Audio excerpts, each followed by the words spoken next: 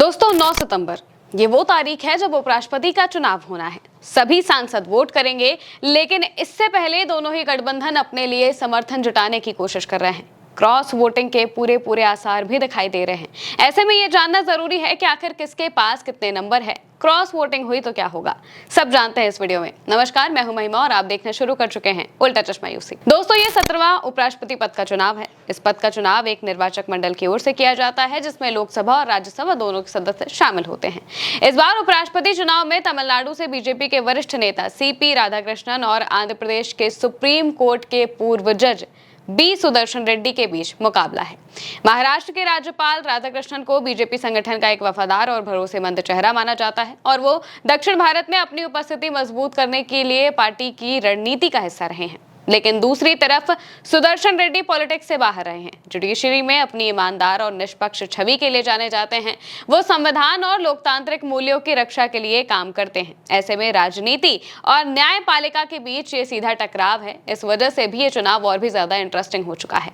BJP के नेतृत्व वाले एनडीए के पास लोकसभा में मजबूत बहुमत है और कई क्षेत्रीय दल भी कथित तौर पर उसका समर्थन कर रहे हैं। लेकिन सबसे ज्यादा घबराई हुई भी बीजेपी ही है। उन्हें अपनी साख की चिंता है, क्योंकि विपक्षी दल इंडिया पहले से ज्यादा एकजुट और मजबूत दिखाई दे रहा है।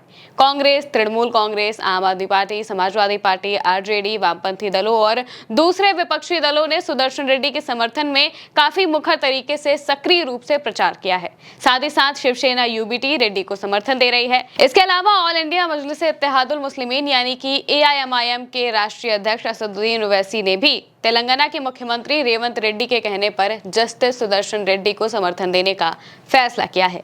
रेवंत रेड्डी इस चुनाव में सबसे ज्यादा मजबूत कड़ी माने जा रहे हैं इंडिया गठबंधन के लिए, क्योंकि जब साउथ में अपने गढ़ को मजबूत करने की बात आती है, उपराष्ट्रपति चुनाव के लिए सांसदों से बातें करने की बात आती है, तो रेवंत रेड्डी ही सबसे लगातार कांटेक्ट कर रहे हैं और अपनी बातें बता रहे हैं। इंडिया गठबंधन के लिए जो समर्थन है वो जुटाने की भी कोशिश कर रहे हैं। इसके अलावा बी सुदर्शन रेड्डी भी खुद जितने भी सांसद हैं सबको सामने से फोन कर रहे हैं। नायडू को भी उन्होंने फोन किया था, वो काफी पुराने उनके दोस्त भी रह चुके हैं। इसके अलावा खबरें तो ये भी चल रही हैं कि साउथ से आने वाले या फिर खासकर आंध्र प्रदेश, तेलंगाना से आने वाले सांसद अंतरात्मा की आवाज सुन सकते हैं।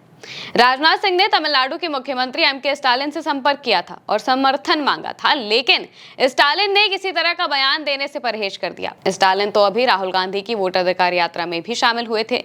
ऐसे में वो एनडीए को वोट करे, ये मुमकिन नहीं लगता।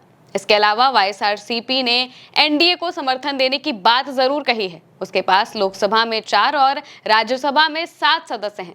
उसने पिछले राष्ट्रपति और उपराष्ट्रपति चुनावों में एनडीए उम्मीदवारों का समर्थन किया था, लेकिन इस बार बात कुछ हद तक अलग है, क्योंकि वाईएसआरसीपी को नायडू ने हराया था, जो कि एनडीए में है, और ये दोनों ही एक दूसरे के भरपूर विरोधी हैं, धुर विरोधी हैं। ऐसे में दोनों दल एक ही पार्टी के उम्मीदवार को वोट करें, ये भी मुश्किल है। एक और जरूरी मोहरा नवीन पटनायक है। ओडिशा में बीजेपी ने उन्हें क्लीन स्वीप किया है। ऐसे में उनके पास भी अच्छा मौका है अपना बदला लेने के लिए।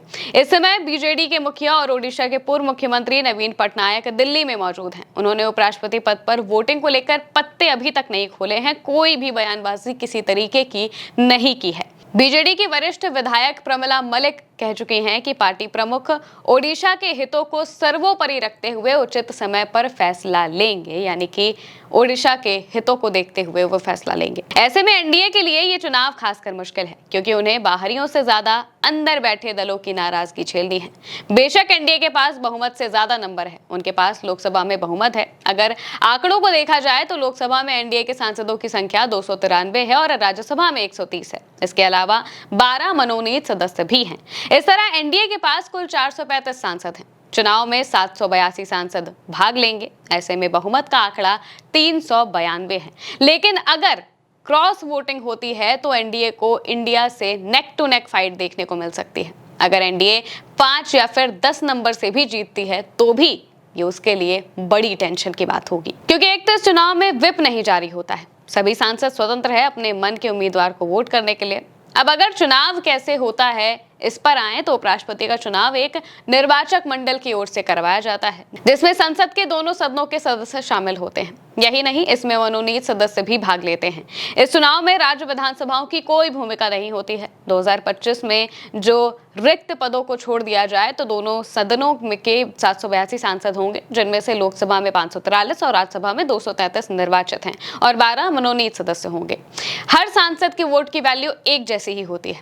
अब ये चुनाव एनडीए के लिए टेढ़ी खीर जैसा लग रहा है, क्योंकि उन्हें बार बार मीटिंग्स करनी पड़ रही है, अपने ही सांसदों को बुलाना पड़ रहा है और उनके साथ डिनर, बैठक, लंच और ना जाने क्या क्या करना पड़ रहा है, क्योंकि उन्हें ऐसा लग रहा है कि भाई हमारे अंदर जो खेमे हैं वो नाराज तो जरूर हैं। अब उनकी नाराजगी कैसे दूर की जाए, देखना होगा असल में होता क्या है। फिलहाल के लिए मेरे साथ इस खबर में इतना ही। आप देखते रहिए उल्टा चश्मा यूसी।